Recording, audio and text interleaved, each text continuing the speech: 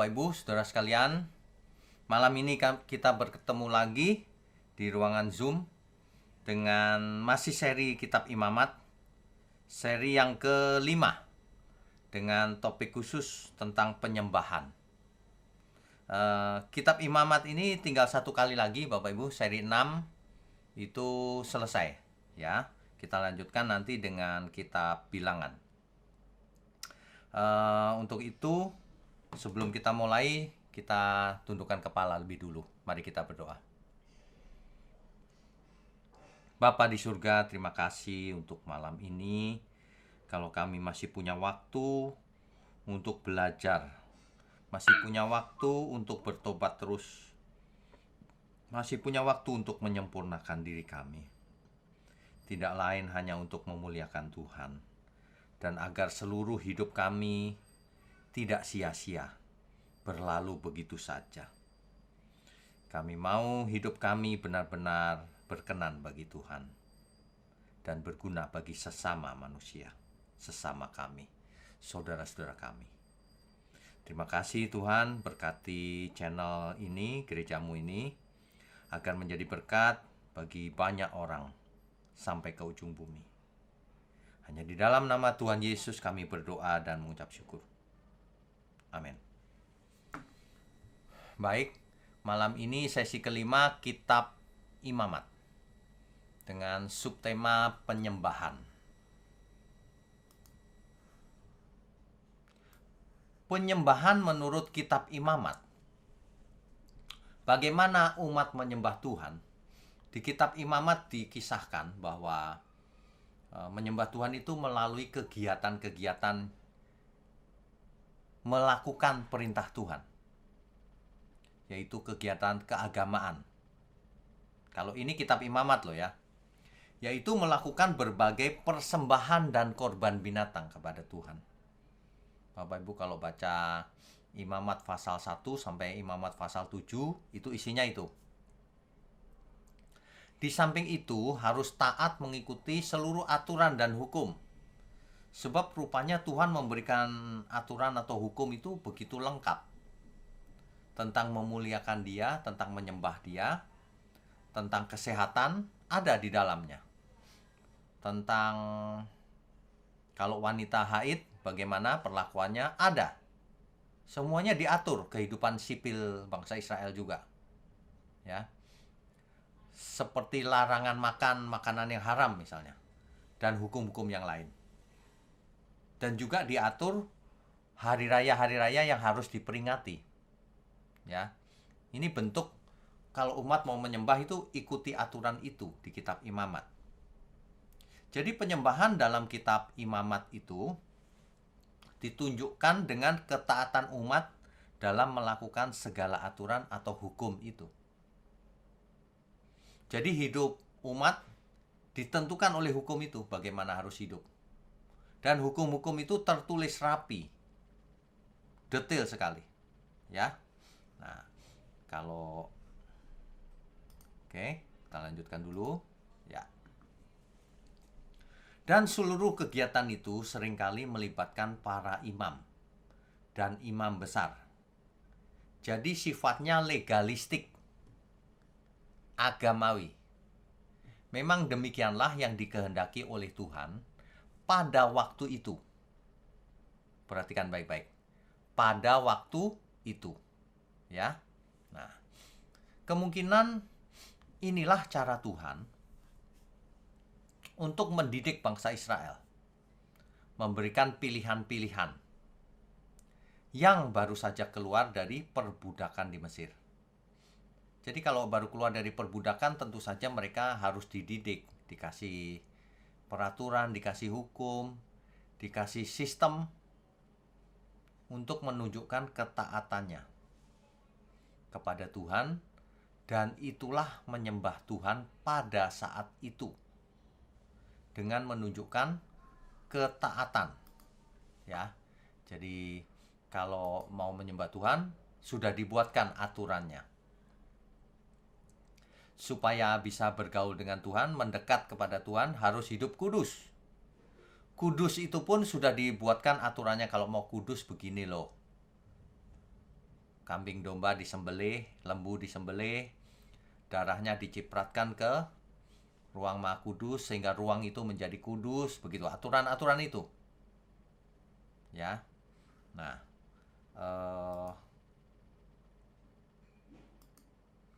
itu menurut kitab Imamat, ya. Nah, masih ingat di pertemuan kita yang lalu ada beberapa kurban persembahan. Ada 5 macam, ya. Ada kurban bakaran, ada kurban sajian, kurban keselamatan, kurban penghapus dosa, kurban penebus salah. Macam-macam lah. Rumit, saudara. Nah, kita lanjutkan saja. Kemudian kita sudah membahas juga soal halal dan haram. Ada binatang yang termasuk binatang halal, ada yang termasuk binatang haram. Ya. Nah, tapi pengertiannya sebenarnya jelas loh. Clean dan unclean, yang bersih dan yang kotor atau menjijikkan. Bangsa Israel diatur cara makannya. Supaya apa? Supaya sehat. Karena ada rencana Tuhan untuk melahirkan Mesias dari sana. Jadi tubuhnya diatur, mindsetnya diatur, ya. Harus hidup kudus. Semuanya diatur. Karena pekerjaan Tuhan akan melalui Israel. Keselamatan datang dari bangsa Yahudi. Itu ditegaskan oleh Tuhan Yesus sendiri padahal. Ya, jadi tidak heran kalau pertama kali keluar dari Mesir langsung diberi aturan-aturan yang rumit. Ya. Supaya tidak hidup menurut bangsa-bangsa sekitarnya, yaitu bangsa kafir. Ya, oke, kita lanjutkan dulu. Kemudian ada berbagai macam hari raya yang harus dirayakan. Selain hari Sabat yang mingguan itu, ada 7 hari raya lain. Hari raya Paskah, roti tidak beragi. Semuanya bisa dibaca di Imamat pasal 23, Bapak Ibu. Imamat pasal 23. Contohnya Imamat 23 ayat 5. Coba kita lihat sebentar ya. Imamat 23 pasalnya yang kelima.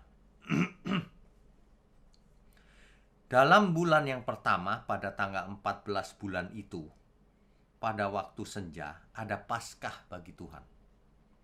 Nah, ini perayaan Paskah. Ya.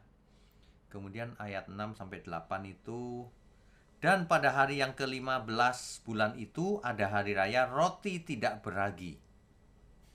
7 hari lamanya kamu harus makan roti yang tidak beragi. Nah, dan seterusnya. Bapak Ibu bisa baca sendiri nanti. Ini Bapak Ibu. Buah sulung, Pentakosta, dan seterusnya ya. Hari Raya Pendamaian yang kita sudah bahas di pertemuan kita yang lalu. Yom Kippur, yang merupakan tipologi daripada keselamatan di dalam Mesias, Tuhan Yesus, dan lain-lain. Ini adalah 7 hari raya orang Yahudi yang harus dirayakan. Ya, kita lanjutkan. Ya. Tapi kalau kita bicara soal penyembahan, kita tidak bisa atau tidak boleh hanya mendasarkan pada kitab Imamat saja. Sebab Alkitab itu total ada 66 kitab. Dari kitab Kejadian sampai kitab Wahyu. Jadi kalau mau dapat pengertian yang benar harus membaca seluruh Alkitab. Nah, kata yang dipakai untuk menyatakan konteks persembahan atau penyembahan adalah yang pertama dalam bahasa Ibrani disebut karban. Karban. Bapak Ibu tentu kok mirip-mirip dengan kurban ya. Iya memang. Karban itu artinya kurban atau persembahan. Dari akar kata kharab. Itu bisa dibaca Bapak Ibu Imamat 1 ayat 3, ayat 5, ayat 10, ayat 13, dan lain-lain. Contohnya Imamat 1 ayat 3 ya misalnya ya. Jikalau persembahannya merupakan korban bakaran dari lembu, haruslah ia mempersembahkan seekor jantan yang tidak bercela. Ya. Ia harus membawanya ke pintu kemah pertemuan, yaitu di tabernakel, supaya Tuhan berkenan akan dia. Ya. Jadi persembahan atau mempersembahkan itu dipakai kata karban. Bapak Ibu ingat saja kurban ya. Dari akar kata karab. Nah, di samping kata karban itu ada kata khawah. Itu di Kejadian 22 ayat 5, Kejadian 24 ayat 26 dan seterusnya. Itu artinya sujud menyembah. Ya. Sujud menyembah. Jadi kalau kita bicara soal penyembahan, itu memberikan persembahan termasuk. Apalagi sujud menyembah iya juga ya. Contohnya Kejadian 22 ayat 5. Coba satu saja yang kita buat contoh.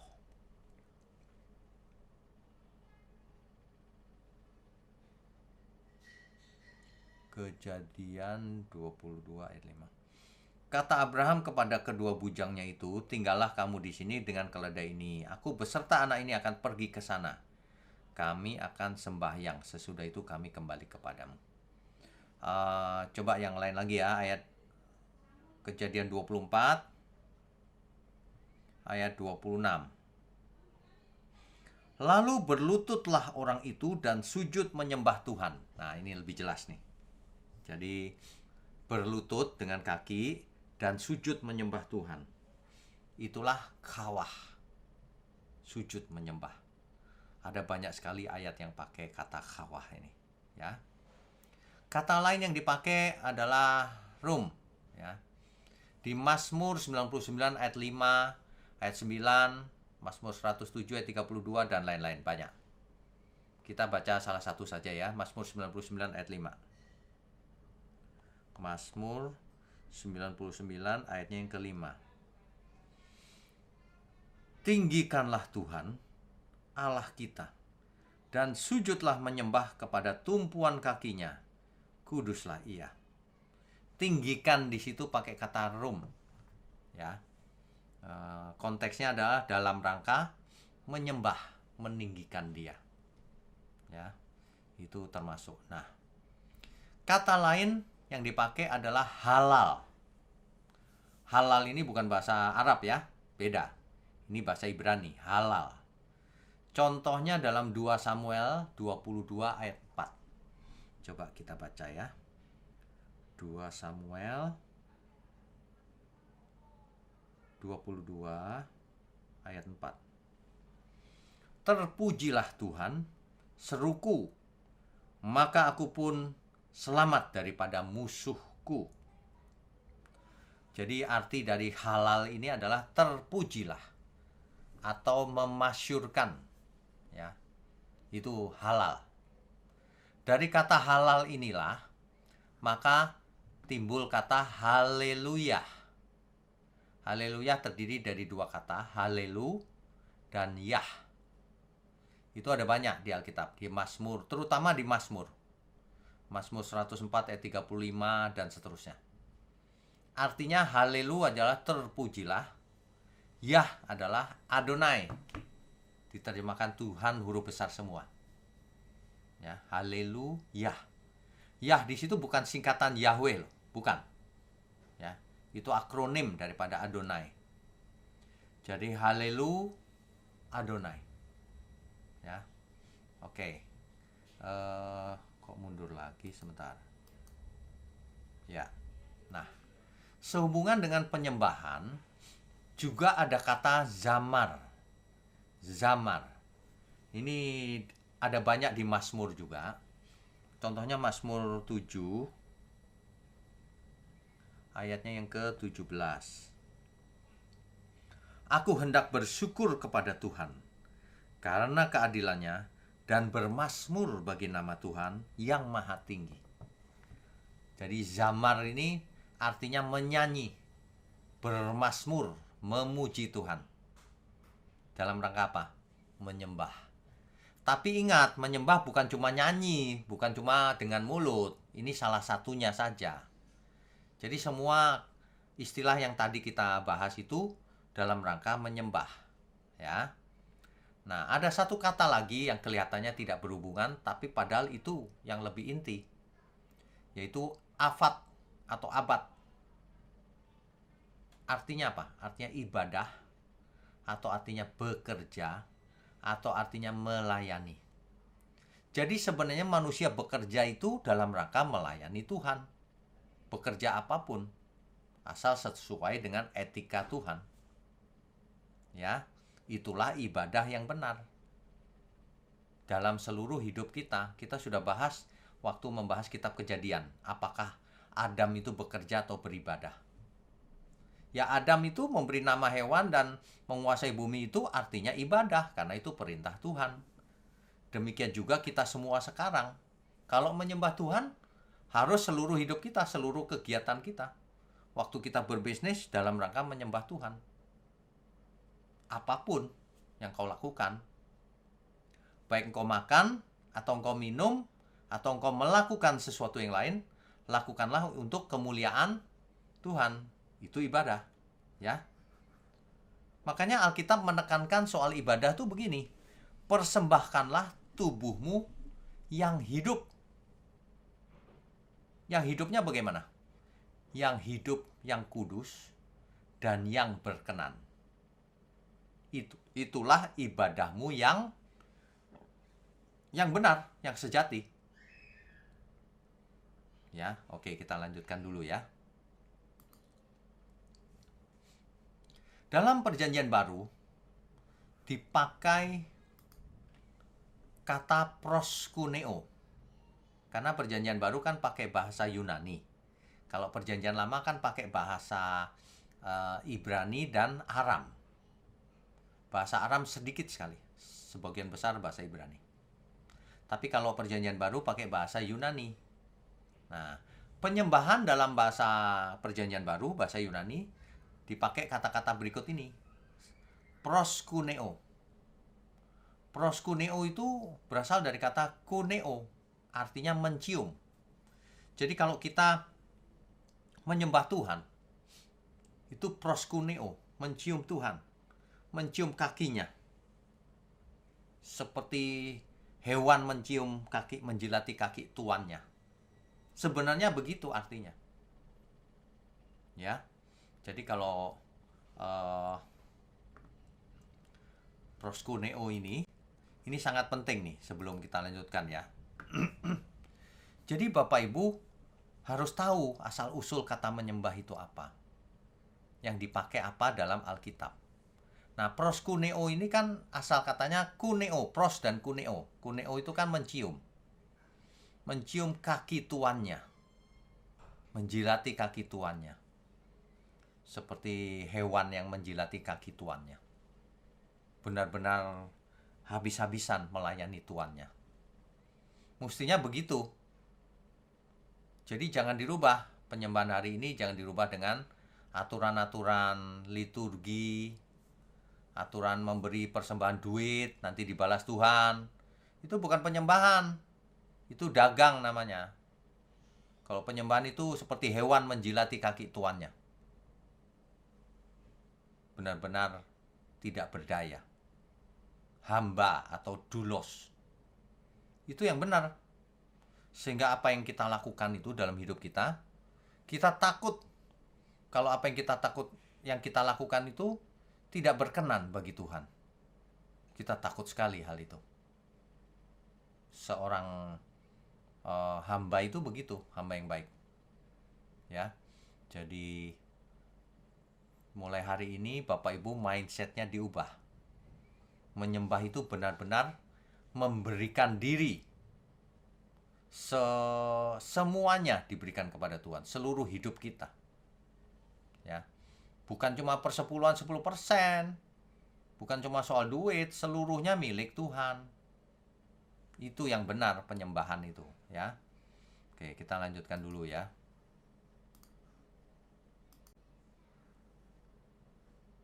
Ya, proskuneo.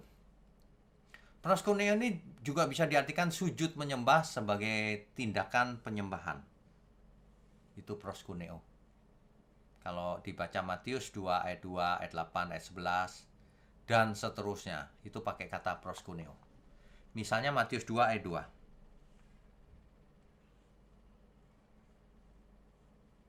Matius pasal 2 ayatnya yang kedua. Dan bertanya-tanya, di manakah dia, raja orang Yahudi yang baru dilahirkan itu? Kami telah melihat bintangnya di timur, dan kami datang untuk menyembah dia. Proskuneo. Ya.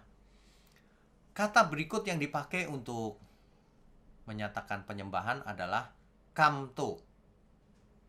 Artinya bertekuk lutut. Itu artinya. Jadi benar-benar tak berdaya, bertekuk lutut. Filipi 2 ayat 10 contohnya. Filipi pasal 2 ayatnya yang ke-10. Saya bacakan ya. Supaya dalam nama Yesus bertekuk lutut segala yang ada di langit dan yang ada di atas bumi dan yang ada di bawah bumi. Itu ya maksudnya. Dan segala lidah mengaku Yesus Kristus adalah Tuhan bagi kemuliaan Allah, yaitu Bapa. Nah, jadi pakai kata kamto, bertekuk lutut. Ada lagi kata yang dipakai yaitu doxazo. Bapak Ibu tentu ada yang ingat kata doxa. Artinya kemuliaan. Jadi doxazo artinya memuliakan. Contohnya Matius 5 ayat 16. Coba kita lihat ya, Matius 5 ayat 16. Demikianlah hendaknya terangmu bercahaya di depan orang, supaya mereka melihat perbuatanmu yang baik dan memuliakan Bapamu yang di surga. Doxazo. Ya. Itu memuliakan artinya. Ini semua dalam rangka menyembah. Ya. Ada satu kata lagi yang dipakai, eulogeo. Eulogeo. Artinya apa? Memberkati atau memuliakan juga. Sama. Matius 4 ayat 19 itu. Dan seterusnya. Jadi Bapak Ibu jangan bingung kalau ada istilah begini, mari kita berkati Tuhan kita. Itu artinya kita sedang memuliakan Dia. Selama ini kan perkataan berkat itu selalu Tuhan yang memberkati kita. Seolah-olah berkat itu adalah Tuhan memberi kita gitu. Memberi sesuatu. Padahal kata berkat juga bisa dipakai untuk mari kita berkati Tuhan. Maksudnya memuliakan Tuhan. Berakah. Ya. Itu artinya. Jadi harus mengerti istilah-istilah yang dipakai. Harus mengerti artinya apa, supaya kita bisa membuat suatu kesimpulan apa itu penyembahan yang benar. Ya, kita lanjutkan dulu ya. Jadi jangan berhenti di kitab Imamat juga, karena nanti pengertiannya terlalu sempit. Ya, oke. Ya, jadi arti menyembah setelah kita belajar satu persatu terminologi tadi, atau istilah-istilah yang dipakai di Perjanjian Lama dan Perjanjian Baru, maka kita bisa membuat definisi sederhana yang pakai kata-kata kita sendiri. Arti menyembah itu apa? Jadi arti menyembah itu adalah memberi nilai tertinggi di dalam hidup ini. Kalau kita mau mengatakan kita menyembah Tuhan, artinya kita memberi nilai Tuhan paling tinggi dalam hidup kita. Tidak ada yang lebih tinggi dari Tuhan. Saudara tentu ingat, ada satu firman yang berkata, jika engkau tidak membenci ayah ibumu, saudaramu, laki-laki perempuan, anak-anakmu, dan seterusnya, kau tidak layak bagi Tuhan. Itu bukan pengertiannya kita disuruh benci orang tua dan sebagainya, loh, bukan. Itu artinya, itulah menyembah Tuhan. Tuhanlah yang tertinggi dalam hidup kita. Ya. Artinya memberi prioritas tertinggi kepada Tuhan. Sehingga wajib mempersembahkan seluruh hidup kita, karena hidup kita milik Tuhan, bukan? Jadi kita nggak punya hak apapun. Mari kita hidup, ya semuanya milik Tuhan. Serahkan kepada Tuhan untuk dipakai Tuhan. Itu sebenarnya menyembah itu. Jadi bukan memberi persepuluhan atau sujud di lantai gitu. Itu hanya sebagian dari menyembah. Ada lagi kalau memuji-muji Tuhan, menyanyi-nyanyi, ya, worship, menyanyi maksudnya, memuji Tuhan dengan lagu-lagu. Itu juga penyembahan, tapi sebagian kecil dari penyembahan. Setelah itu engkau tinggikan Tuhan, bukan nomor satu Tuhan. Nah, dengan demikian kita tahu, kalau orang disuruh kasih persepuluhan lalu minta balik, dikembalikan Tuhan 100 kali, itu bukan sedang menyembah Tuhan. Itu namanya tidak sopan sama Tuhan. Atau bahkan kurang ajar sebenarnya. Ngasih sedikit aja diminta balik, suruh berlipat ganda lagi. Nggak ada itu di Alkitab, Bapak Ibu. Ya, jangan ikuti ajaran-ajaran seperti itu. Justru seluruh hidup kita milik Tuhan. Kita berikan berapapun, 10%, 20%, berapapun, memang itu milik Tuhan. Artinya jangan hitung-hitungan sama Tuhan. Ya, seluruh hidupmu itu milik Tuhan. Makanya seluruh hidup itu gunakan untuk mendukung pekerjaan Tuhan, untuk mendukung pelayanan, untuk memuliakan Tuhan di rumah, di kantor, di bisnis.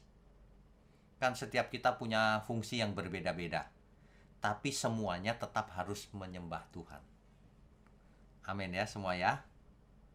Ya begitu. Itu menyembah artinya. Nah, oke, kita lanjutkan dulu ya. Nah, masih ingat ya di pertemuan kita yang lalu, sistem penyembahan kepada Tuhan itu di Perjanjian Lama seperti ini. Persembahan khususnya. Umat tidak bisa ketemu Tuhan langsung. Harus nitip ke para imam.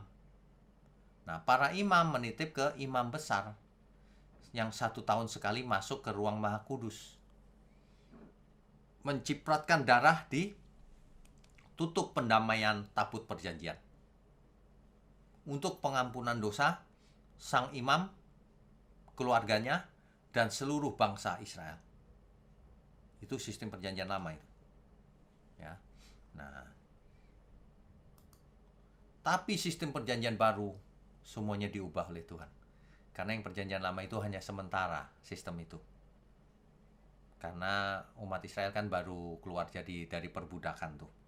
Belum bisa dianggap diajari yang batiniah sekali. Nah, makanya perjanjian barulah orang-orang percaya itu semuanya adalah imam-imam. Sedangkan imam besarnya adalah Tuhan Yesus Kristus. Sedangkan ruang Maha Kudus itu tubuh kita.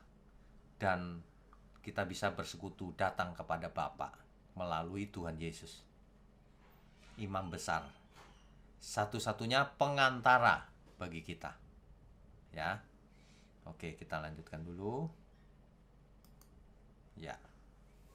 Ini adalah satu kisah yang sering saya khotbahkan. Tapi kali ini Bapak Ibu harus fokus supaya tidak ngulang-ulang lagi ya. Mengerti dengan benar ya. Kita baca saja Yohanes 4 ayat 20 sampai 26. Yohanes pasal 4 ayat 20 sampai 26.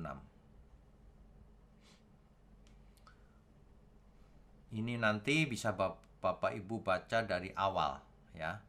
Tapi saya mau bacakan dari 20 saja. Jadi ceritanya perempuan ini ketemu dengan Tuhan Yesus di pinggir sumur Yakub.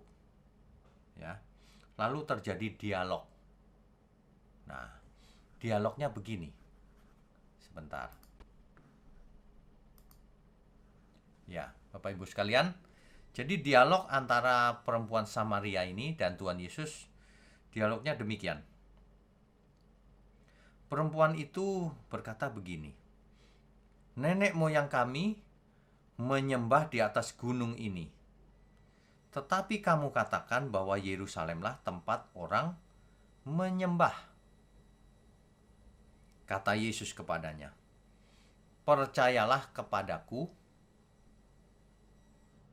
hai perempuan, saatnya akan tiba bahwa kamu akan menyembah Bapa bukan di gunung ini. Yang dimaksud gunung ini itu adalah Gunung Gerizim. Dan bukan juga di Yerusalem. Yang dimaksud Yerusalem adalah Bait Allah di Yerusalem. Jadi di zaman Tuhan Yesus ada dua tempat peribadatan. Satu di Gunung Gerizim, itu adalah orang-orang Samaria. Kemungkinan adalah perkawinan campur antara Israel dan bangsa-bangsa sekitarnya, misalnya Asyur, melahirkan bangsa Samaria. Karena ditolak oleh orang Israel, orang Yahudi asli, tidak boleh masuk ke Yerusalem beribadah di Bait Allah, karena bermusuhan mereka. Maka orang Samaria membuat peribadatan di Gunung Gerizim. Makanya ini terjadi dialog seperti ini. Perempuan Samaria bilang, mereka ngertinya di gunung. Sedangkan orang Israel mengertinya ibadat itu di Yerusalem. Tapi Tuhan Yesus berkata, bukan di gunung ini dan bukan juga di Yerusalem. Ya. Kamu menyembah apa yang tidak kamu kenal. Kami menyembah apa yang kami kenal. Sebab keselamatan datang dari bangsa Yahudi. Begitu Bapak Ibu. Tetapi saatnya akan datang dan sudah tiba sekarang, bahwa penyembah-penyembah benar akan menyembah Bapa dalam roh dan kebenaran. Sebab Bapa menghendaki penyembah-penyembah demikian. Allah itu roh. Siapa yang dimaksud Allah di sini? Bapa. Allah itu roh, dan barang siapa menyembah Dia harus menyembahnya dalam roh dan kebenaran. Nah, coba kita lihat gambarnya lagi ya. Ya. Jadi begini Bapak Ibu. Dulu ya. Bentar ya, saya highlight dulu.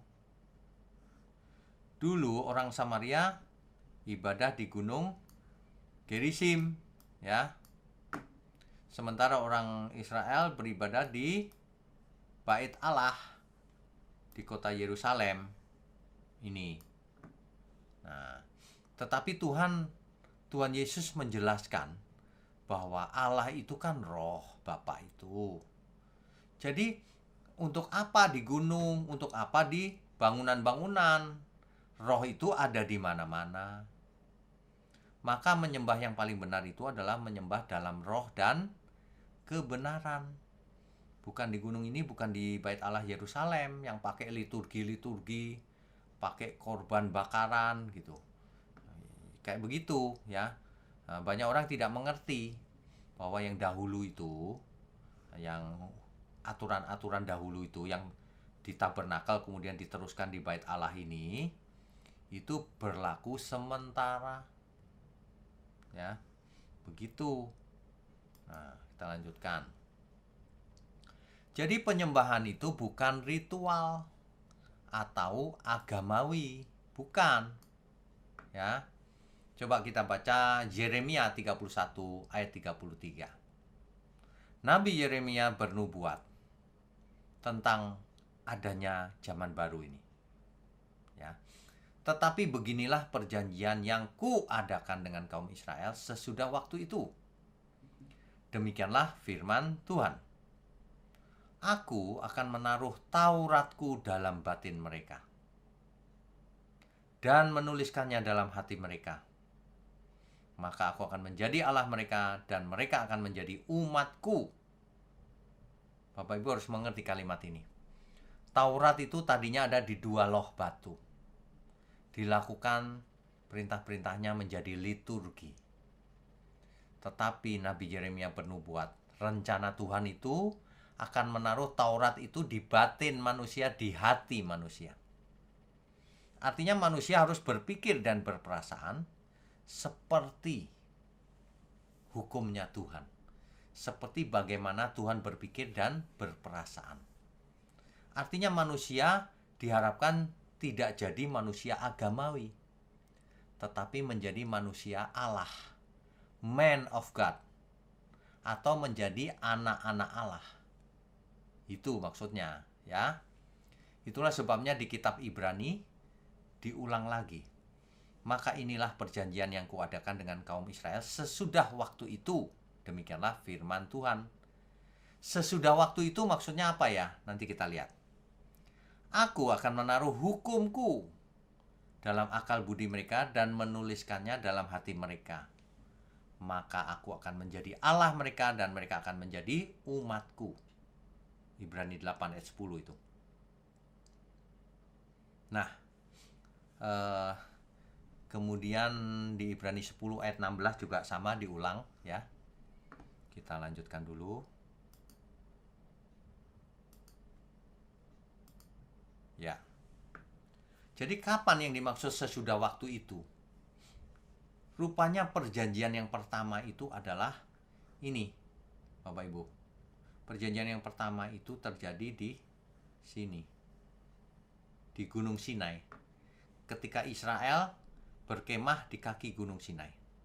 Lalu bangsa Israel disuruh diperintah untuk membuat tabernakel, lambang kehadiran Tuhan yang menyertai mereka. Lalu Israel diajari berbagai macam tata cara ibadah yang di kitab Imamat ditulis lengkap, ya, supaya Israel menyucikan diri sebelum bertemu Tuhan yang kudus. Nah, menyucikan dirinya dengan darah binatang dan sebagainya tadi itu masih berupa ritual. Itulah perjanjian yang pertama. Berikutnya, perjanjian yang kedua. Rupanya ada perjanjian yang kedua, Bapak Ibu. Ibrani 8 ayat 7. Sebab sekiranya perjanjian yang pertama itu tidak bercacat, tidak akan dicari lagi tempat untuk yang kedua. Karena yang pertama itu gak sempurna, maka ada perjanjian yang kedua. Di ayat pertama, Ibrani 9 ayat 1, memang perjanjian yang pertama juga mempunyai peraturan-peraturan untuk ibadah dan untuk tempat kudus buatan tangan manusia. Perhatikan tuh. Ya. Jadi perjanjian yang kedua ibadahnya bait Allahnya bukan buatan tangan manusia. Begitu. Tubuh kita adalah bait Allah. Buatan siapa? Buatan Tuhan. Di samping itu bait Allah ada di surga, bukan buatan manusia. Ya. Nah, di Ibrani 9 ayat 15, karena itu adalah pengantara dari suatu perjanjian yang baru. Ada perjanjian yang baru, supaya mereka yang telah terpanggil dapat menerima bagian kekal yang dijanjikan. Sebab ia telah mati untuk menebus pelanggaran-pelanggaran yang telah dilakukan selama perjanjian yang pertama. Jadi yang menyempurnakan darah Kristus, ya. Perjanjian yang kedua. Makanya Tuhan berkata dalam Matius 26 ayat 28, sebab inilah darahku, darah perjanjian, yang ditumpahkan bagi banyak orang untuk pengampunan dosa. Begitu ya Bapak Ibu ya. Inilah perjanjian yang terakhir dari Tuhan sendiri. Pertemuan kita Rabu depan adalah pertemuan terakhir untuk kitab Imamat. Kita akan membuat kesimpulan kitab Imamat. Ya, Bapak Ibu ya. Coba kita kembali dulu. Oke, ya. Jadi, kalau kita dengan sesi ini, kita sudah belajar secara lengkap apa itu menyembah Tuhan. Bagaimana menyembah Tuhan yang benar. Bagaimana beribadah yang benar. Ya. Tentu saja dengan persembahan. Baik persembahan fisik, persembahan uang boleh. Persembahan waktu kita harus. Jangan hitung-hitungan sama Tuhan kalau kerja sama Tuhan. ya. Kemudian apalagi seluruh hidup kita, bisnis kita, pekerjaan kita, semuanya bisa dipersembahkan kepada Tuhan. Makanya lakukan semua itu dengan serius, bukan seolah-olah memang semuanya itu untuk Tuhan. Begitu ya. Jadi penyembahan bukan hanya menyanyi atau bermazmur bagi Tuhan pakai mulut, tapi juga memberikan persembahan, bahkan memberikan seluruh hidup kita. Begitu. Jelas ya? Jadi penyembahan, menyembah Tuhan artinya memberi nilai tertinggi kepada Tuhan dan seluruh kehendaknya. Membuat prioritas yang pertama dalam hidup ini adalah memuliakan Tuhan dan kepentingan pekerjaannya. Itulah menyembah yang benar. Gak ada itu menyembah supaya aku untung. Gak ada itu. Menyembah itu untuk memuliakan Tuhan. Ingat ya, yang masih memberikan 1/10 itu pun diminta lagi. Itu bukan menyembah namanya. Itu memancing berkat. Itu salah, saudara. Jadi, ini bukan berarti saudara tidak harus memberi persembahan. Kalau memberi persembahan, janganlah hitung-hitungan sama Tuhan. Apalagi minta dibalas. Tuhan itu tidak perlu dituntut-tuntut, diklaim segala. Tuhan jauh lebih tahu apa yang kita butuhkan. Yang lebih penting adalah bagaimana hidup kita berkenan. Amin ya, Bapak Ibu ya. Itulah ibadah yang sejati. Itulah menyembah Tuhan yang benar. Yaitu Tuhan menghendaki penyembah-penyembah yang demikian. Yaitu yang dalam roh dan kebenaran. Yaitu yang tidak tergantung dari lokasi di Gunung Gerizim atau di Yerusalem.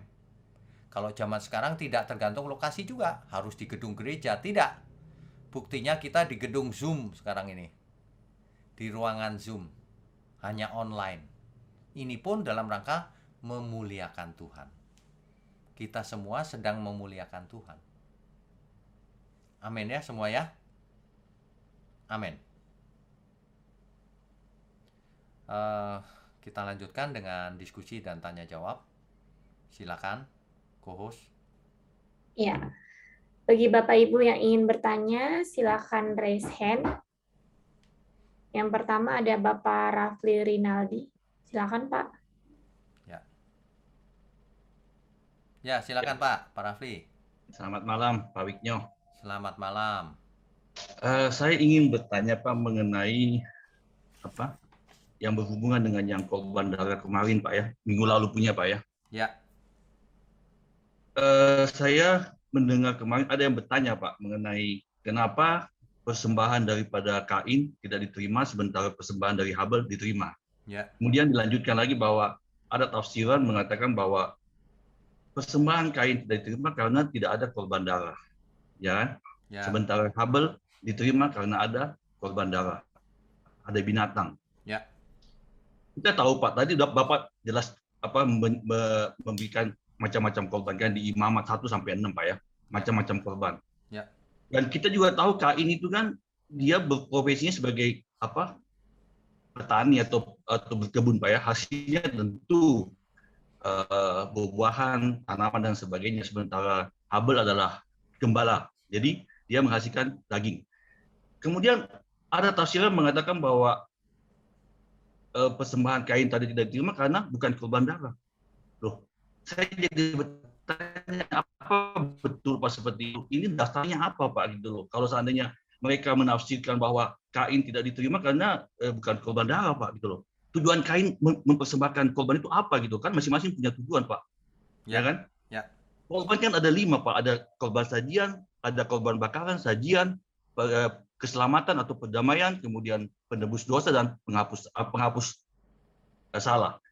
Nah, tujuan masing-masing korban itu ada Pak. Jadi saya tidak setuju dengan mengatakan bahwa Kain tidak diterima dia punya korban itu karena dia mempersembahkan bukan korban darah. Tidak ada ayatnya, Pak. Oke, baik, mengerti. Jadi begini, Pak. Eh, yang kita bahas di kitab Imamat ini kan baru diberikan Tuhan pada waktu di kaki Gunung Sinai kepada Musa. Jadi kalau kita bicara soal Kain dan Habel, belum ada yang namanya 5 persembahan, itu belum ada sih, ya. Oke. Jadi yang sudah pasti kenapa Tuhan menolak Kain, persembahan Kain? Karena Tuhan tidak berkenan kepada Kain. Kalau itu sudah pasti benar ya, Pak. Ya. Nah, itu sudah pasti benar lah. Nah, kenapa tidak berkenan? Nah, ini pertanyaan berikutnya memang.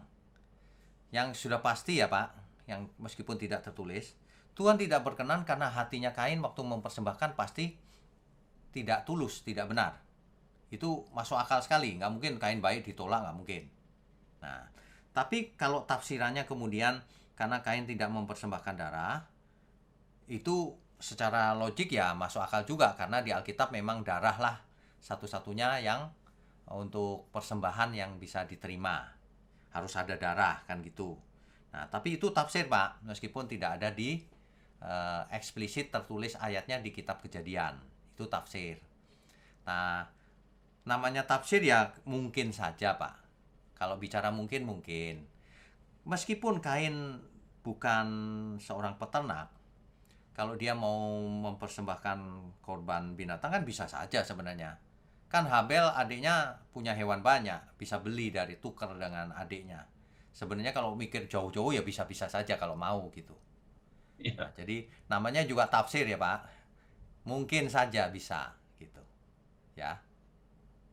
Tapi Begitu. kalau saya, pendapat saya begini, Pak. Saya lebih mengatakan bahwa memang Kain tidak bisa ditafsirkan tadi ya mengenai persembahannya. Tapi kalau kita mau bilang biarkan Alkitab yang menafsirkan Alkitab, kan di Ibrani 11 ayat 4 kan jelas, Pak. Kenapa Kain punya kenapa Habel punya persembahan diterima, Pak? Ya. Karena dengan iman. Ya. Nah, makanya Bukankah itu lebih tepat, Pak, dikatakan, Pak? bukan lebih tepat, Pak. Itu pasti tepat. Karena Habel imannya benar. Nah, iman Ya. itu apa? Iman itu kan dari sikap hati di dalam, Tuhan sudah bisa baca tuh, Pak. Nah, makanya pasti benar kalau Allah tidak berkenan pada persembahan Kain, itu pasti benar. Kenapa? Ada di hati itu. Nah, itulah yang tidak tertulis. Apa sebenarnya? Ya, jadi kalau tafsirnya mungkin karena Kain tidak mau mempersembahkan darah, padahal dia bisa tukeran sama adiknya. Bisa juga sih, namanya juga tafsir, Pak. Ya. Tafsir itu boleh, Pak. Tafsir itu nggak masalah, asal jangan meleset berlawanan. Nah, itu beda. Gitu. Begitu, Pak. Oke, Ya. oke. Yang kedua, Pak, ada pertanyaan kedua, Pak, mengenai korban darah juga, Pak, ya. Ya. Adam bersalah, Pak, ya, terhadap perintah Tuhan. Ya. Lalu ada juga tafsiran mengatakan bahwa Tuhan melakukan korban dengan darah binatang. Lalu kulitnya itu diberikan kepada Musa. Betul, Pak, ya? Kok Musa Adam, Pak? Sorry, Adam, ya. Ya, ya. Ini jadi pertanyaan bagi saya, Pak, ya. Apa iya ketika Allah memberikan kulit binatang kepada Adam, itu harus dia melakukan korban? Apakah tidak bisa Allah langsung mengadakan kulit binatang aja, Pak? Artinya langsung menyediakan kulit binatang. Apakah mustahil bagi Allah tanpa ada korban gitu loh, Pak? Oke, mengerti. Jadi itu namanya Bapak juga menafsir. Apa nggak bisa? Ya bisa saja kalau mau gitu loh. Tapi namanya tafsir itu kan lihat kasus-kasus di Alkitab yang lain. Nah, kemungkinan dicurahkan darah gitu. Lagi Tidak, pula, begini, Pak. Masalahnya si Adam ini tidak bertobat, Pak, dan tidak mengaku dosa, Pak. Sehingga kenapa Tuhan mesti melakukan korban, Pak? Karena karena setahu kita kan selama ini kan manusia yang melakukan ya, korban kepada Tuhan gitu loh, Pak. Nah, ini ya, kok sebaliknya gitu loh, Pak. ya. Karena waktu Adam mula-mula diciptakan dia nggak ngerti loh, Pak. Mesti darah yang menutupi dosa. Nah, Tuhan ngajarin ditutupi oleh darah dosanya. Sama dengan ketika imam besar masuk ke ruang Maha Kudus, darah itu dicipratkan. Jadi dosanya ditutupi sementara. Sementara tapi gitu. Itu tafsirnya ke sana, Pak. Nah, berarti kalau gitu dosa Adam ini sementara doang kalau gitu, Pak, ya? Betul. Diampuni sama Tuhan. Betul. Makanya Makanya imam di Bait Allah atau Tabernakel selalu mengadakan korban pendamaian setiap tahun sekali. Selalu diulang-ulang. Mengapa? Ya, betul Karena Pak, tidak betul Pak. lunas.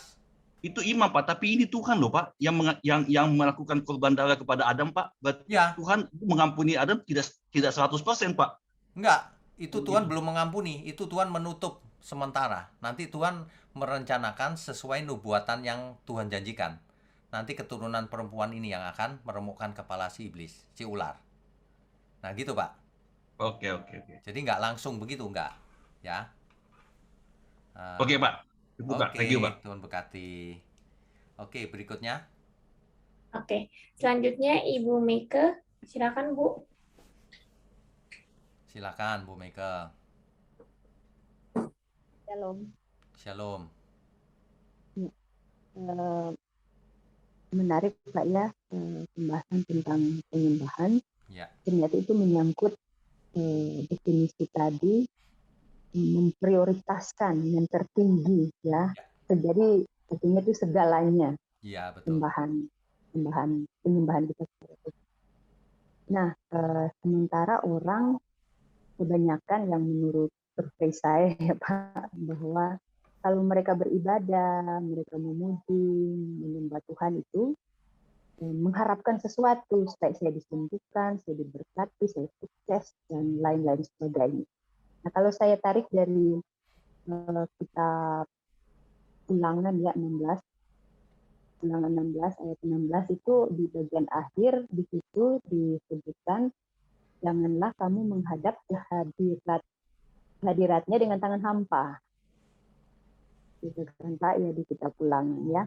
Ya, Nah, sebenarnya kan seperti definisi tadi saya setuju sekali bahwa memprioritaskan Tuhan ya, semua untuk Tuhan. Tapi kenapa orang-orang masih hitung-hitungan, kalau saya beri 10% saya dapat lebih lipat, saya beri sekian ini. Jadi semua Ya. menyangkut ke dirinya sendiri. Jadi apa Ya. gunanya ibadahnya ya Pak? mengerti. Tapi yang memprihatinkan di daerah saya, kalau orang itu pendeta dari gereja besar, dia pejabat, dia pelsus, dia penatua, itu orang puji-puji, sembah-sembah kepada mereka-mereka itu sudah melebihi daripada Tuhan. Dan itu kecenderungan Pak, kecenderungan orang ya, itu yang Ya. memprihatinkan. Ya. Nah, sebenarnya kan itu harus kita menghadap kepadanya, harus ada sesuatu yang kita bawa. Betul. Persembahkan Pak ya, seperti Betul. raja-raja waktu lalu orang mau menghadap raja harus bawa persembahan. Ya dong. Saya Kalau setuju kita, itu. kalau Jadi dalam bagaimana kasus kita menurut Pak? membawa seluruh hidup kita Bu, yang berkenan. Ya, seluruh hidup prioritaskan semua untuk Ya, Tuhan, tapi betul. orang mau cari untuk kepentingan sendiri Ya. gitu loh Pak. Gimana Ya, Pak menurut Inilah bedanya ajaran yang benar dan ajaran yang salah. Kalau ajaran yang benar itu orientasinya Tuhan, teosentris, pusatnya Tuhan. Nah, ajaran yang salah, pusatnya diri sendiri. Semuanya untukku. Aku memberikan 10% pun dalam rangka dibalas Tuhan supaya 100 kali. Jadi aku untung 90 kali. Kalau aku ke gereja, supaya jodohku lancar. Supaya tokoku laris. Nah, ini ajaran yang salah semua, Bu. Lahirlah teologi kemakmuran. Nah, jadi kalau ajarannya salah, ya orangnya jadi salah sekarang. Salah siapa? Salah yang ngajar. Makanya online Bible study, suruh ikut semua orang supaya mengerti yang benar, gitu. Disediakan yang benar begini, banyak orang nggak tertarik. Ya terserah, Tuhan bilang nanti kalau penghakiman kamu nggak mau belajar. Umatku binasa karena tidak mengenal Allah. Mengapa? Kamulah yang menolak pengenalan itu. Sudah disediakan Bible study yang begini, nggak mau belajar. Maunya yang gitu, kalau kamu datang diberkati berlimpah-limpah. Kalau kamu datang tidak sama waktu pulang, pulangnya lebih hebat. Nah, gitu-gitu. Itu gaya motivator, bukan Injil yang murni. Kalau motivator ya saya nggak usah belajar, gampang ngomong aja sembarangan gitu. Saudara kalau datang diberkati 1000 kali, saya berdoa untuk saudara. Ngawur kayak orang mabok gitu. Saudara kalau datang ke Tuhan, persembahkan seluruh hidupmu. Berubah nggak? Gitu yang benar. Percuma kasih uang banyak-banyak. Tuhan nggak butuh uang. Gitu. Nah, tapi jangan salah ya, ada orang-orang yang pelit kalau denger gini, wah nggak usah kasih persembahan enak nih. Loh, salah lagi. Gereja yang di daerah-daerah itu kan kekurangan, harus didukung. Itu loh maksudnya. Ini pekerjaan Tuhan kan butuh dana banyak, harus didukung. Tapi untuk pekerjaan Tuhan, jangan untuk memperkaya diri. Nah, gitu loh. Ya. Itu yang penting. Makanya Alkitab mengatakan, persembahkanlah tubuhmu yang hidup. Apa? Tubuh. Seluruh hidup maksudnya. Yang berkenan, yang kudus. Itulah ibadahmu yang sejati. Gitu. Hari ini Ya. beredar banyak sekali ajaran-ajaran yang menyimpang. Tapi kelihatannya pakai Alkitab. Orang awam kalau sudah dibacakan Alkitab langsung amin. Padahal setan juga pakai Alkitab. Tapi dengan maksud yang berbeda. Gitu loh. Ya. Ya. Perhatikan baik-baik. Kalau orang cuma baca kitab imamat, nanti persembahan diduluin tuh, persembahan sulung, persembahan ini itu gitu. Tapi kalau kita baca seluruh Alkitab, baru kita tahu yang benar tuh begitu, seluruh hidup. Kalau kamu ngasih pun itu nggak ada papanya masih. Ingat nggak tadi proskuneo? Dari kata kuneo, mencium, menjilat kaki tuannya seperti hewan. Itu. Jadi kita itu sudah kebagusan supaya jadi anak-anak Allah. Itu Bu. Oke. Baik, Pak. Oke, Tuhan berkati. Berikutnya, Baik. Selanjutnya Bapak Kael Noah, silakan Pak. Pak Kael silakan. Malam Pak Pendeta Wigno. Malam. Pak, ini saya tertarik tadi Pak, yang Bapak bilang itu ada perjanjian baru ya Pak ya, di Ya, Ibrani betul. itu ya. Betul. Ya. Di perjanjian pertama kan berarti ada hukumnya juga Pak, dalam Ya. arti itu hukum Taurat gitu. Betul. Itu saya pernah ingat Pak, dan saya tandai di catatan di Alkitab saya tuh. Itu di Galatia 3 Pak. Ya. Galatia 3 ayat 23 sampai 24. Ya. Sebelum iman itu datang, kita berada di bawah pengawalan hukum Taurat dan dikurung sampai iman itu telah dinyatakan. Jadi hukum Taurat adalah penuntun bagi kita sampai Kristus datang supaya kita dibenarkan karena iman. Ya. Betul. Jadi di situ saya jadi kayak sinkron gitu Pak, omongan Bapak ke yang saya catat ini sinkron. Cuman yang menjadi satu pemikiran saya Pak, kenapa momentum itu sedemikian lama Pak? Gitu loh Pak. Oke. Gitu. Kalau kita hitung Pak, mungkin ada kali 5.000 tahun Pak ya. Nggak sampai Pak, nggak sampai. Nggak sampai ya. Nggak Waktu sampai. itu pernah Bapak bikin timelinenya sih Ya. ya. Ya. Kenapa Pak itu sampai sedemikian lamanya momentum itu Pak? Ketika saya ingat yang Bapak pertama tadi tanya itu kan ada proto-evangelium Pak ya. Ya. Nah itu kan Tuhan mengucapkan bahwa nanti di keturunan perempuan ini akan menemukan Ya. mitnya Betul. kan. Nah itu kan Yesus sendiri maksudnya. Betul. Sampai Yesus disalibkan, dia sah, diangkat ke surga, dimuliakan. Itu kan lama sekali Pak. Betul. Dan itu dituntun oleh hukum Taurat. Dan hukum Taurat itu sendiri pun adanya waktu zaman Musa kan Pak. Betul. Sebelumnya kan suka-suka sendiri kan Pak. Betul. Ya? Nah, jadi menurut saya fenomena-fenomena ini Pak, tolong dijelaskan kenapa sampai terjadi kayak semacam ada momen-momen mereka melakukan sendiri Allah mereka masing-masing, kemudian ada hukum Taurat sebagai perjanjian pertama, kemudian sebagai perjanjian kedua adalah Tuhan. Nah, ini maksudnya apa maksud Tuhan seperti ini Pak? Apa yang Tuhan inginkan gitu Pak? Itu aja Pak. Terima kasih Pak. Jadi kenapa begitu lama misalnya ya? Lama tidak itu relatif sih. Tapi yang jelas Tuhan itu menggenapi janjinya secara natural juga. Jadi harus lahir bangsa Israel dulu. Ya, setelah lahir bangsa Israel barulah Mesias itu lahir gitu. Semuanya rencananya tertata rapi sih kalau kita mengerti sejarahnya secara lengkap. Jadi nggak mendadak tiba-tiba lahir gitu, nggak. Dipersiapkan dulu, ada tipologinya, ada bayangan-bayangan yang terjadi lebih dulu gitu. Nanti untuk apa? Untuk menyatakan itu loh Mesias yang benar. Sehingga manusia tidak bisa berkelit lagi. Nggak mendadak gitu, ada tanda-tandanya, ada tipologinya. Imamat ini kan tipologi Mesias sebenarnya nanti. Nanti minggu depan kita bahas lebih detail ya. Nah, di kitab Galatia tadi ya Pak, itu Galatia 3 ayat 17. Maksudku ialah, janji yang sebelumnya telah disahkan Allah tidak dapat dibatalkan oleh hukum Taurat. Nah, janji yang mana yang tidak dapat dibatalkan nih? Janji yang pertama-tama itu proto-evangelium. Proto-evangelium. Itu janji yang pertama itu. Ya, yang lebih pertama lagi itu. Nah, tidak dapat dibatalkan oleh hukum Taurat. Jadi hukum Taurat itu sementara. Nah, janji yang itu akan digenapi. Nah, itulah perjanjian yang kedua tadi. Yang terakhir maksudnya. Itu. Sebab, jikalau apa yang ditentukan Allah berasal dari hukum Taurat, ia tidak berasal dari janji.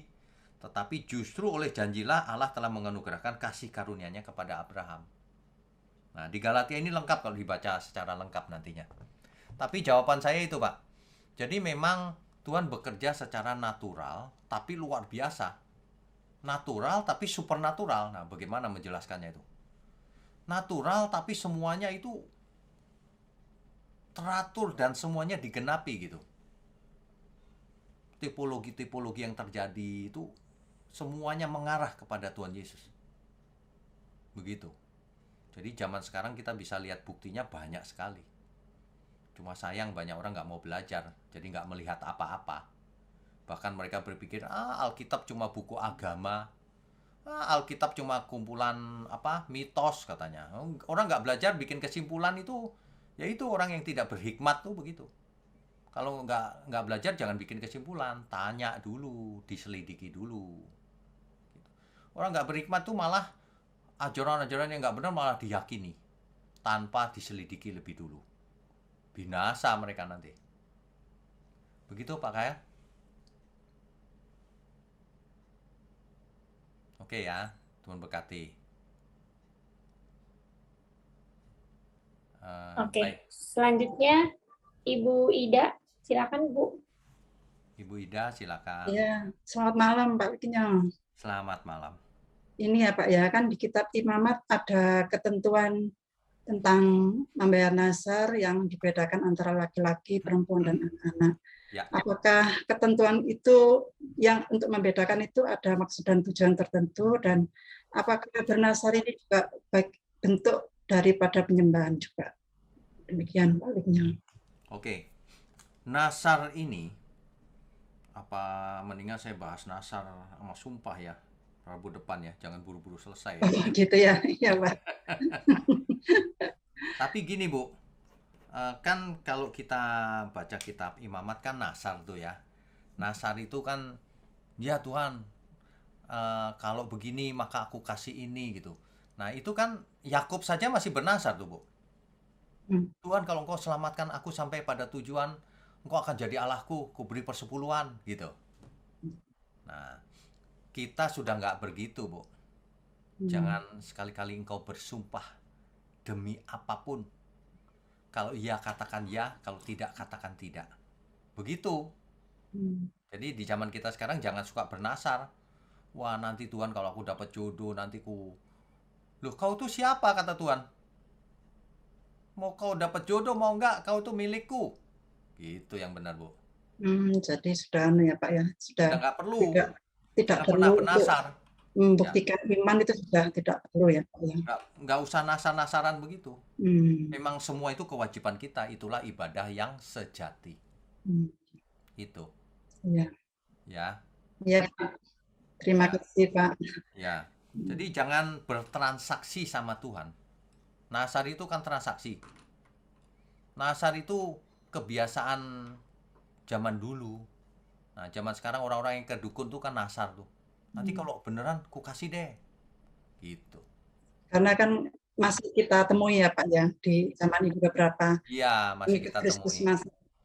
Maksudnya untuk menunjukkan imannya yang lebih sungguh mungkin.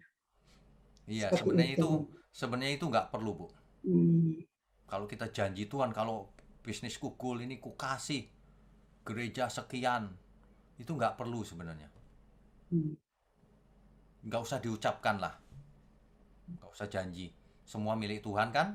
Ya. Ya pokoknya kalau sukses ya kasih gitu aja, udah nggak usah pakai janji, apalagi nasar, kayak mancing berkat aja nggak usah. Tuhan tahu kok.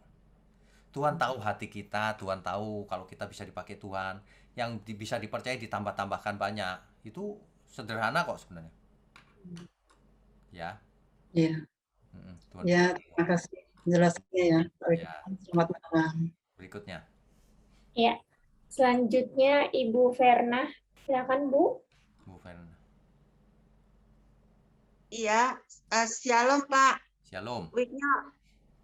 Ini saya kan anggota baru, mungkin pertanyaannya udah bosen kali.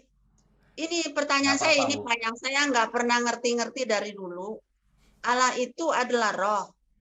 Karena itu kita harus menyembah Allah dalam roh dan kebenaran. Betul. Itu yang saya bingung. Oh, oke, baik. Gini Bu maksudnya.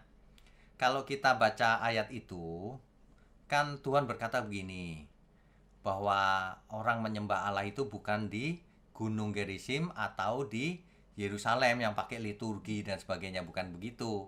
Tapi dalam roh dan kebenaran. Apa artinya? Menyembah Tuhan itu tidak pakai aturan, harus nyanyinya lagunya ini, iramanya harus begini, harus memberi persembahan begini, harus begitu. Enggak. Makanya penyembahan itu pada ujungnya akhirnya adalah memberikan tubuh kita yang hidup, kudus, dan berkenan. Artinya seluruh hidup kita itu ibadah. Apapun yang kita lakukan itu harus jadi ibadah. Nah, itu menyembah dalam roh dan kebenaran yang tidak tergantung liturgi, diatur tempatnya, di mana tempatnya, jamnya, jam berapa, Tuhan hadirnya jam berapa. Orang Yahudi kalau berdoa kan 7 kali sehari tuh, diatur tuh jam-jamnya. Nggak begitu. Roh itu nggak mengenal waktu. Setiap Bukan saat. roh artinya sungguh-sungguh, Pak. Ya. Bukan artinya roh itu sungguh-sungguh. Loh iya, maksudnya. Pakai roh. Ya. Pakai roh itu artinya dengan sungguh-sungguh, tapi bukan di ruangan tertentu harus begini, harus begitu, harus hari ini. Seluruh hari miliknya Tuhan, Bu. Seluruh hidup kita miliknya Tuhan. Tentu saja harus dengan sungguh-sungguh, benar, Ibu. Gitu maksudnya. Tapi bukan harus liturginya harus begini begitu. Kalau gitu. pakai roh gimana, Pak? Pakai roh. Ya, pakai roh itu maksudnya tidak menurut aturan-aturan dunia ini gitu loh. Seluruh hidup kita aja itu maksudnya pakai roh. Pakai roh dan kebenaran gitu. Dalam bahasa sederhana, kita harus mengerti kebenaran firman-Nya, kita harus hidup kudus supaya bisa mendekat kepada Bapa yang roh itu. Kan roh ada di mana-mana, Bu. Gitu. Kalau ada kepahitan nggak bisa ya? Jangan, kan kita mau mendekati Tuhan harus hidup kudus. Nggak boleh, kepahitan harus dibuang-buang dulu. Ya. Iya sih, susah juga ya. Ya, memang susah, tapi bisa kok, Bu. Bisa belajar pelan-pelan. Pasti bisa. Ya. Berusaha Terima terus, kasih, Bu. Pak. Ya, Tuhan berkati. Oke, berikutnya. Oke. Selanjutnya Bapak David. Silakan Pak. Pak David. Hai, shalom Pak. Apa kabar? Shalom. Gimana? Jakarta aman banjir? Jakarta nggak banjir, Pak, karena hujannya belum deres. Oh, begitu ya. Ada beberapa kawan saya tuh, Pak Gustiawan, juga Pak Jason tuh. Oh, itu kawannya Pak David ya. Oke. Beberapa juga kayaknya yang off-face. Teman lama ya. Itu Pak Wigno tadi melengkapi saja mengenai Habil. Ya. Ada satu perkataan Tuhan Yesus mengatakan bahwa sebab itu di Matius pasal 23:34, sebab itu lihatlah aku mengutus kepadamu nabi-nabi, orang-orang bijaksana dan ahli-ahli Taurat, separuh di antara mereka akan kamu bunuh dan kamu salibkan, yang lain akan kamu sesah di rumah-rumah ibadatmu dan kamu aniaya dari kota ke kota, supaya kamu menanggung akibat penumpahan darah orang yang tidak bersalah mulai dari Habil orang benar itu. Jadi maksudnya adalah Habil itu mungkin salah satu nabi permulaan, Pak. Dan dia memang orang yang benar, beriman, sehingga ketika melihat saudaranya si Kain itu berbuat salah, mungkin dia terus ngomongin begitu. Sehingga mungkin ketika dia mempersembahkan juga dengan iman, dan ketika misalnya Kain melihat persembahannya tidak diterima oleh Tuhan, panas hati meluap karena memang sudah lama gitu Pak, diomongin terus sama si Habil. Habil jadi kesaksian orang yang benar, jadi terjadilah pembunuhan tingkat pertama di dunia ini.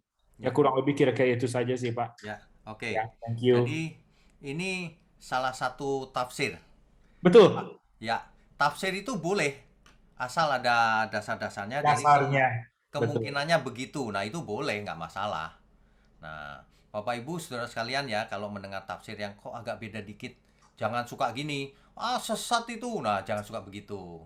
Itu tafsir itu memang bisa berbagai macam, tapi harus ada dasarnya. Seperti Pak David tadi cerita, kan itu ada dasarnya tuh, ya bisa saja begitu, cuma nggak tertulis saja gitu. Betul. Boleh-boleh aja, nggak apa-apa. Iya. Begitu. Ya. Thank you Pak, thank you. Terima kasih masukannya, mantap. Sama-sama. Oke, God bless. terima kasih, God bless. Sama. Berikutnya. Baik, selanjutnya Ibu Sylvia. Silakan Bu. Iya, Pak Wisnu, shalom, Ya. selamat malam. Shalom, malam. Saya mau bertanya lagi nih Pak, Ya. boleh ya Pak? Boleh. Jadi dari paparan Bapak yang tadi, saya mau sedikit bertanya dari yang setelah keluar dari Mesir, bangsa Israel banyak dikasih aturan ya, kalau saya nggak salah dengar paparan Bapak, Ya, supaya tidak hidup seperti bangsa di sekitarnya. Ya. Nah, memang dari mulai zaman dari saat bangsa Israel keluar dari Mesir pun Tuhan mengarahkan kita untuk melakukan ketepatan, untuk melakukan apa yang Tuhan mau ya Pak. Ya. Terus ketepatan untuk melakukan apa yang Tuhan mau. Begitupun dengan pikiran dan hati kita gitu kan. Ya. Nah, hubungannya dengan menyembah di sini Pak, hubungannya dengan menyembah. Suaranya hilang, Bu. Bukan hanya saat gitu. Hubungannya dengan menyembah? Ya, hubungannya dengan menyembah. Hubungannya dengan menyembah, kita kan nggak cuma menyembah dalam bernyanyi atau bermazmur, tapi yang saya bisa tangkap dari, saya bisa maknai dari apa yang Bapak paparkan, kita harus menyembah juga dalam perilaku dan perbuatan. Yes. Nah, masalahnya kadang kita kan itu kelihatan, seperti perbuatan itu pun kelihatan, tapi kan kita juga nggak tahu apa yang ada dalam hati dan pikiran, entah orang, entah mungkin kita sendiri gitu kan. Tapi kan kita harus mendekati Tuhan dalam menyembah, dalam posisi yang entah hati dan pikiran kita harus bersih, harus kudus, betul, termasuk. Betul. Nah, jadi gini, apa bisa saat kita menyembah atau kita misalkan lagi gimana ya sama orang, lagi misalkan lagi bukannya berantem, bukannya benci, bukannya marah, tapi kan kadang kita ada selisih paham gitu kan ya. Tapi di hati kita saat itu Tuhan Roh Kudus mengarahkan kita untuk mengajak kita untuk menyembah. Nah, pada saat itu kan ada pergumulan yang hebat di hati. Nah, di pikiran juga. Nah, apa boleh saat itu misalkan ya, jangan orang lain. Saya menggambarkan di pikiran saya Tuhan Yesus gitu kan. Saya menarik dan membawa, saya minta izin sama Roh Kudus dan Bapa di surga. Saya tarik gambar Tuhan Yesus yang suka saya lihat di banyak gambar gitu kan. Saya memposisikan beliau ada di hadapan saya supaya saya juga nggak membayangkan sesuatu takutan atau kekhawatiran apa yang saat itu saya hadapi, ataupun ada orang yang misalkan ada salah paham dengan saya yang waktu saya hadapi. Daripada saya seperti itu, apa boleh seperti itu gitu Pak? Apa boleh saya menarik gambaran Tuhan Yesus itu di dalam pikiran saya, benak saya, supaya saya bisa fokus gitu Pak? Oke, baik. Nah, baik. Ada lagi boleh Pak? Pertanyaannya. Satu dulu, nanti lupa saya. Oh iya. Iya. Oke. Jadi begini, yang namanya menyembah bukan cuma nyanyi loh ya, jangan sampai salah. Artinya gini, kalau kita hidup, kita kan selalu bertemu dengan masalah ya. Iya. Misalnya beda pendapat dan sebagainya. Itu Hmm. wajar saja. Tetapi jangan sampai kejadian atau persoalan itu mengotori hati kita. Artinya kita jadi dendam, artinya kita jadi kepahitan, artinya kita jadi merencanakan kejahatan terhadap orang itu, mau menghukum. Jangan sampai begitu. Nah, kalau cuma kesal itu nggak apa-apa, Bu. Kesal tapi dalam rangka, misalnya begini, anak kita ini malas, aku kesal nih, aku mau didik dia. Nah, itu kan kesal yang baik. Justru kalau anak kita malas lalu kita nggak kesal, lu itu justru dosa, salah itu. Nggak bertanggung jawab namanya. Nah, artinya mau kesal, mau marah, mau apapun, itu untuk Tuhan. Jangan untuk diri sendiri. Oh. Aku kesel sama dia, tapi mau mencelakai. Nah, itu nggak boleh itu. Itu namanya menghakimi. Gitu, ya. Iya. Jadi, kita mendingan kita punya hati yang polos, bersih aja, Bu. Kalau ada orang buat kesel, ya aku kesel Tuhan. Gimana ya kok orang begitu ya? Nah, gitu aja. Tapi bukan awas kau ya. Nah, nggak gitu, ya. Miliki hati yang bersih aja. Iya. Oke, berikutnya apa, Bu? Oke. Ya, berikutnya gini, Pak. Kembali lagi sama menyembah. Kalau menyembah itu kan berarti kan melakukan apa yang melakukan perbuatan apa yang termasuk menyembah itu termasuk melakukan perbuatan yang memang untuk semua untuk kemuliaan nama Tuhan, Ya. ya kan? Seperti apa yang Tuhan mau. Nah, masalahnya di sini kadang kita kan nggak semuanya, termasuk saya mungkin ya, kita kan semuanya nggak semuanya orang tahu kehendak Tuhan dan tidak mudah untuk menemukan kehendak Tuhan. Sementara hidup itu kan harus terus berlangsung. Ya. Di usia saya yang udah nggak dibilang muda ya nggak juga banget gitu. Ya. Ya di tengah-tengah lah seperti itu. Tapi kan sekarang kita mau mulai, bukannya mau mulai, tapi belajar untuk terus mau tahu apa yang menjadi kehendak Tuhan dalam hidup kita. Sementara itu kita kan sudah melakukan, sudah berjalan nih, hidup ini sudah berjalan gitu Pak ya. Nah, cara untuk kita memutar gitu kan, balikan itu kan nggak mudah ya Pak, untuk kita bisa menemukan kehendak Tuhan itu, gitu kan. Jadi begini, Bu. Mengerti. Supaya Ibu mengerti kehendak Tuhan, salah satunya itu Ibu bisa ikut online Bible study ini yang urut, yang lengkap. Nanti Ibu akan mengerti. Sebab kalau Ibu hanya mendengar khotbah-khotbah yang cuma menghibur, nggak mengajar dengan benar, itu percuma, Bu, akhirnya. Ya, intinya gini, kehendak Tuhan itu adalah kita menyenangkan Dia. Kalau kita menyenangkan Tuhan, pasti kita hidupnya juga senang, terhadap sesama juga enak, semuanya. Gitu loh. Nah, menyenangkan Tuhan itu kapan saja, di mana saja, dalam segala hal. Dalam segala hal.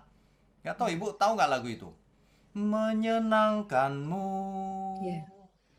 menyenangkanmu, dimanapun dan kapanpun, dalam segala perkara, menyenangkanmu, menyenangkanmu, sejak di bumi sampai selamanya. Sejak sekarang, Bu. Di mana saja, kapan saja, dalam segala hal. Gimana ya ini supaya menyenangkan Tuhan? Nah, pasti Ibu nanti diberkati. Gitu ya. Iya. Oke, Tuhan berkati. Oke. Berikutnya. Tuhan berkati, Pak. Terima kasih. Berkati. Berikutnya. Selanjutnya Bapak Giustiawan Andreas, silakan Pak. Ya. Silakan Pak, Ya, langsung pertanyaannya. Ya. Mengenai persembahan, Pak ya. Ya. Persembahan itu paling sulit ya, Pak ya. Tidak ada yang sempurna, Pak ya. Seperti kita membayar pajak kita ya. Tidak ada yang murni benar-benar persembahan itu ya, Pak ya. Yang mau saya tanyakan itu, kalau di Alkitab itu persembahan yang sempurna itu seperti janda miskin bukan, Pak? Bukan. Yang persembahan yang sempurna itu bukan cuma uang. Janda miskin itu kan uang. Penyembahan yang sempurna itu seperti yang dikatakan firman Tuhan. Oleh karena itu persembahkanlah tubuhmu yang hidup, yang kudus, yang berkenan. Itulah ibadahmu yang sejati. Itu yang sempurna. Seluruh hidup kita harus menyenangkan Tuhan. Itulah ibadah yang sempurna, persembahan yang sempurna. Oke. Persembahan yang hidup itu boleh saya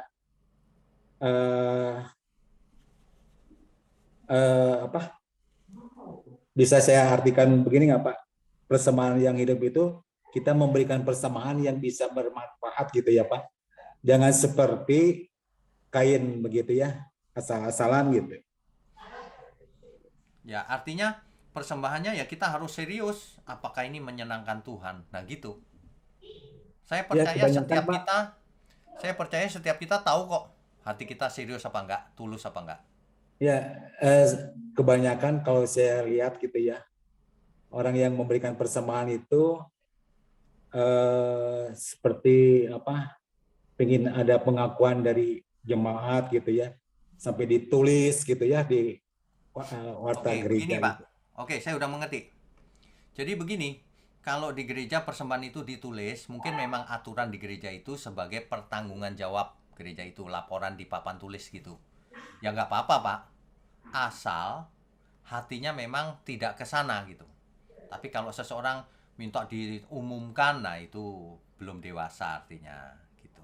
Tuhan tahu kok, nggak usah diumumkan.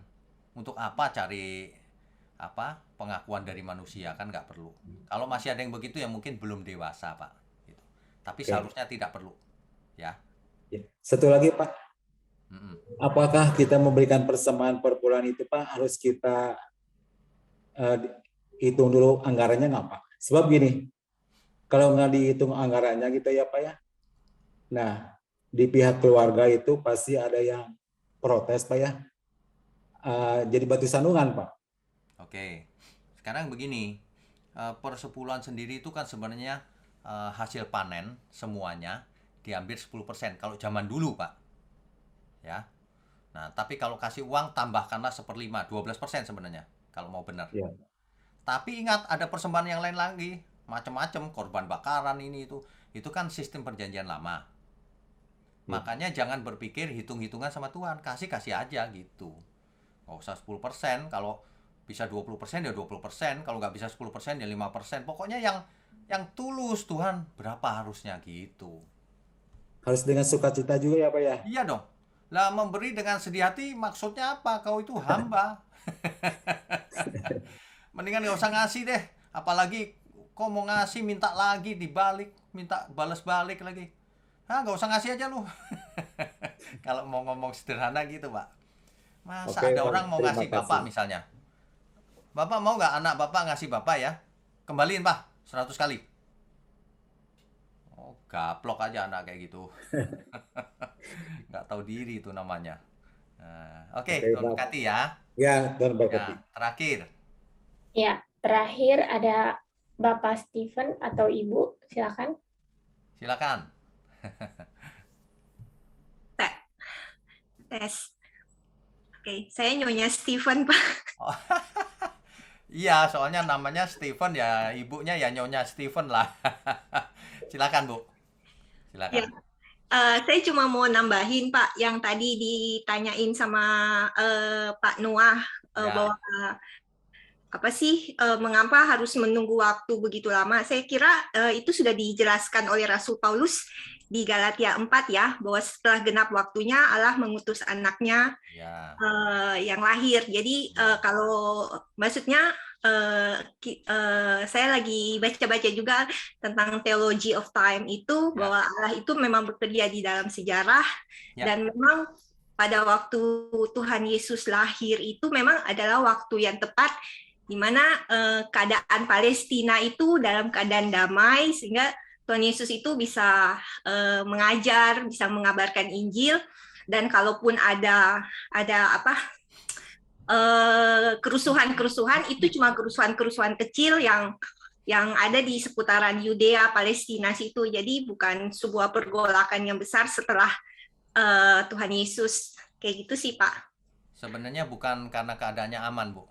Sebab ketika Tuhan Yesus masih kecil atau belum lahir itu, Raja Herodes, waktu baru lahir itu Raja Herodes mau bunuh udah.